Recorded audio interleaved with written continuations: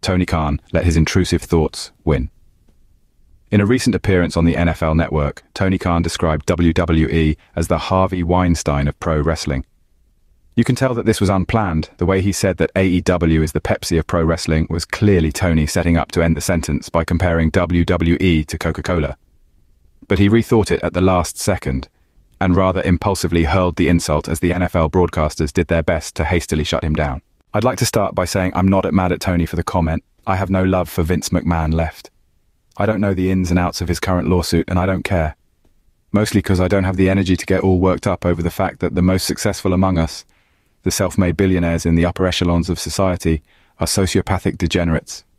I'm pretty sure $1 billion and these sorts of traits go hand in hand.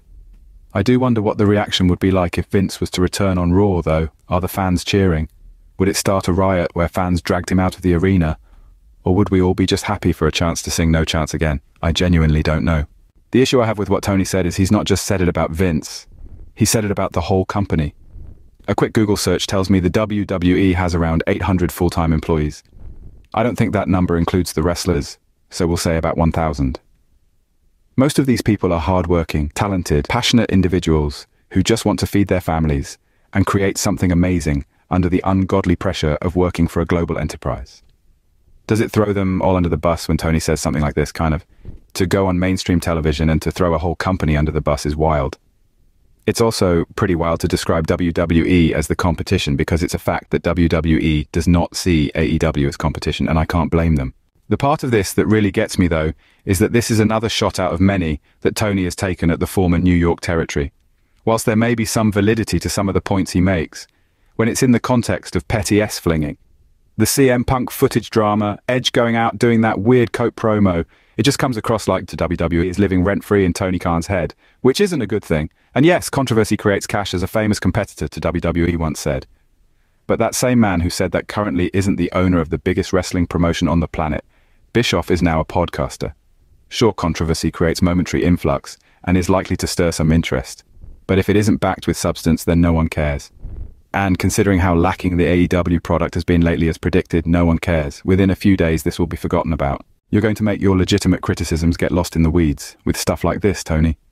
Eventually it stops being a big moment if it feels like every other week you're chatting some sort of grease against WWE. At first the fans will react like, wow, shots fired, it's a new wrestling war. But after like the 8th time you talk smack about WWE, it becomes more like, there goes Tony talking smack about a company he can't compete with once again. It's also not great optics to do this on an NFL show.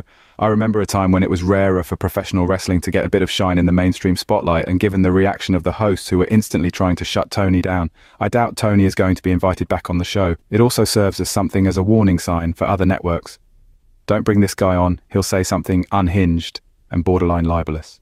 So far, Tony is not striking me as the most strategic of minds. Then I'm just some sarcastic mark on the internet. So don't take everything I say as gospel, or any YouTube wrestling personality for that matter. I just think it's a little sad. Sure, there's a large part of the AEW audience that hates WWE, but for the most part, the AEW audience consists of wrestling fans.